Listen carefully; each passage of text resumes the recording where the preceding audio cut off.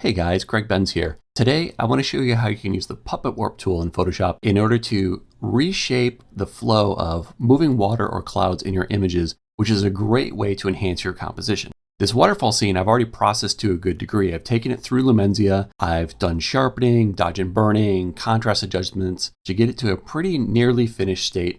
But there's one last thing that's missing, and that is when I shot this image, I had to stand off where the water was a little bit more shallow and slow moving because the main part of the flow was so powerful, I couldn't put the camera exactly where I wanted it. And as a result, the water seems to flow through the image and out to the right of the viewer. What I want to do now is use Puppet Warp and bring this water, curl it back towards the viewer, which will make for a more powerful composition. It'll feel more active. So to do that, we have to give Puppet Warp a single layer to work on. There's a couple of ways you could do that. You could just simply hold down Command Option Shift E to get a stamp layer. This is a layer that contains all the changes below, and we could warp this layer, and that's a perfectly fine way to work. However, I prefer to work with Smart Objects because that gives me the ability to go back and make changes in the underlying layers if I want to, as well as refine the warp later. So instead, let's click on the layers we want to warp. I'm not going to warp the vignette because I do want to keep the vignette right where it is. So we'll just choose these underlying layers, right click, and convert to a smart object. Once we've done that, I'll just quickly rename it to note what we're doing to it, that it's the Puppet Warp layer here. All we need to do is go up to Edit, Puppet Warp. Now, if you go up here and you find that Puppet Warp is grayed out, make sure that your layer is not a background layer or otherwise locked. When you first click on Puppet Warp, it may look as if nothing's happened, but notice that the cursor is now a thumbtack. You won't see any tool selected, and the dead giveaway on top here with this different toolbar of options for Puppet Warp. So we'll get to this toolbar in just a minute, but first, let's take a look at this thumbtack cursor. What you're gonna do is click on the image to drop a little point. So if I put a point on this rock, I can now move this pin around the image. And what happens is it will move everything as much as possible with respect to this one pin and any other pins. Because there's only one pin though, the whole image is moving. If I go drop a second pin over here on this rock, now when I move this pin, notice that it's trying to anchor this one that's not moving as I move this one, whether I rotate it or stretch it, and you can create multiple pins to create different effects across the image. So that's the general idea, is that you drop these pins and then you can manipulate them. You can add as many pins as you want, and you can also click delete to get rid of whichever pin has a little white dot in the middle to clean things up. In addition to these pins, you have some options up top, which quite frankly, you can skip almost all of this for landscape photography, but the first two can be useful. The first one's the most useful, and that allows you to choose the mode. If you pick rigid, then as you manipulate the pins, things are a little bit more stiff. They don't move as quickly. And I like this approach because it generally gives you a more natural look. You are less likely to get artifacts. If you switch it over to distort, you're more likely to get some crazy results, but you can also really move things a lot. So if I want to curl this river around a rock or something, I can start to create some pretty substantial bends when I'm in the distort mode. So the right choice depends on what you're trying to do, but it's worth playing with the different options and see what kind of results you get. The next one for density, you can choose to have more or fewer points. And underneath all this, there's this grid. When you show mesh, you see this grid. And basically, if you have more points, you get kind of a finer grid. And you don't need to understand what's going on here, but here's the gist of it. When you're in normal mode, if you click too closely to an existing pin, you're probably going to get this warning that you cannot add another pin because it's too close to one that's already on the page. If you switch over to more points, now you can drop these pins much closer together. So if you're making very small manipulations, this can be a useful thing to do. However, I would only do it if you need to.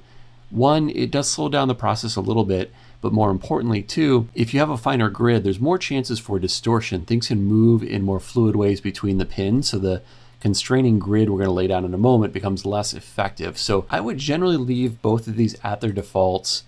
Only change density if you have to, and it's worth playing with mode to see if you can get things a little bit more controlled when needed, or if you need to be more aggressive, switch over to the distort option. The rest of these, just completely skip these.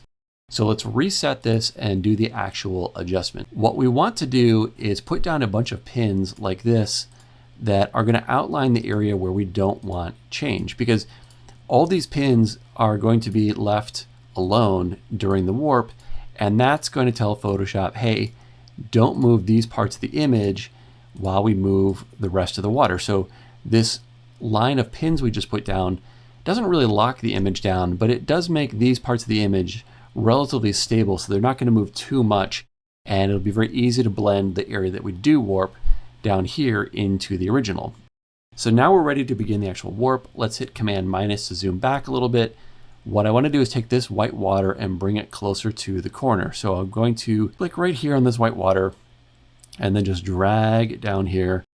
And I'm going to pull it out because what I want to do is try and stretch this a bit. It has a bit of a wave that I don't really love. And don't worry about this grainy look here. The preview can be a little grainy, but it'll be smooth when you accept the finished result. To further smooth out this wave here, I'm going to drop a point here and just bring it down and out a bit, just playing with it till this gets a little straighter where I like it. Now notice that things have gotten more wavy up top because of these manipulations, so we'll have to fix that in a minute, but I do want to take this water and bring it further to the left, just further enhancing this feeling of the water, really kind of swooping towards the viewer, and in fact pushes even further. In fact, let's delete that. I'm going to grab a point here instead and just move from a slightly different place. I think that looks a little more natural now with the water coming out the way that it is. And I want this white water right at the corner. I just think that looks kind of nice. So I'm going to manipulate it right there. And now with this curl here, I can take these points and I'm going to let the shore move a bit. Notice the rocks and other detail are moving, but I'm only going to be blending up to the white in my image. So I'm not too worried about the edge being perfect here. I'd rather have this water be a little bit smoother. So just kind of manipulate this a little bit, push this up a bit to straighten that out. And then this little spot here and this spot here, I don't like. They're kind of bright. So I'm going to drop a pin and pull them out to just smooth out the water at the edge there.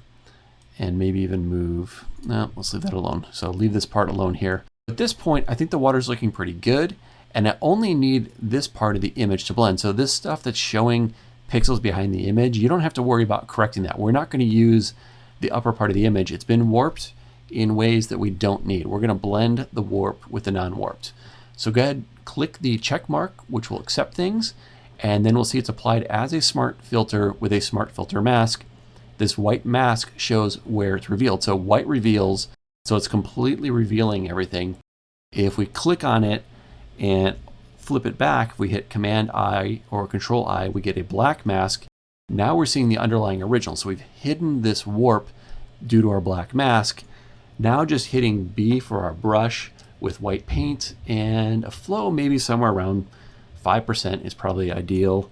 Get our brush to be a little bit bigger and we can now brush in the effect where we want it. So we're just going to paint it down below here in the water, being mindful of the water's edge. What I don't want to do is say paint up here and start warping those things. Although we did a pretty good job of not warping them too much, I don't want to move any of that. It starts to become more obvious that something has changed if you get up there. So go ahead and clean that up a bit. And if you ever want to see the full potential, if you're not sure what has been blended or not, shift click on the Smart Filter mask and see that'd be the full blend. There's some areas of white that we missed. So let's go and bring that through a little better. Make sure the highlights stay appropriately white. And then up here, this little last bit of white, I could clone that, or I'm going to switch to black and just try and give it a little bit more of a reason to be there, kind of fading the old and the new together right at that edge. I think that looks a little bit more natural by doing that there. Let's zoom in, just make sure these edges look okay. That last bit of water shouldn't really turn white spontaneously quite like that. So I'm going to use my warp to get rid of that. And there's just something here that came out a little bit funny. So we can double click on the puppet warp and see if we can't fix this here. If I take this pin and move it out, it's pretty resistant to being fixed, obviously. Stretch this a bit, maybe put a pin here, try and pull this out. So this is where using a smart object is very helpful because you can drop more pins to manipulate the image. So let's delete that. Instead, I'll just put a pin right on this if I can. Not sure why this is getting hung up. Let's delete this and put our pin here and bring that out. So it's just not stretched apparently quite enough to clean things up. So we'll do that. Obviously these rocks and all look a little funny, but notice when we accept this, we're only revealing it in the areas we need. And so these rocks that are looking funny there, they look just fine now because we've only blended up to a point. So if I want to bring this fully through, let's see, if we click the eyeball, you can hide it and see the original. So I think I'm just going to let the original shine through here.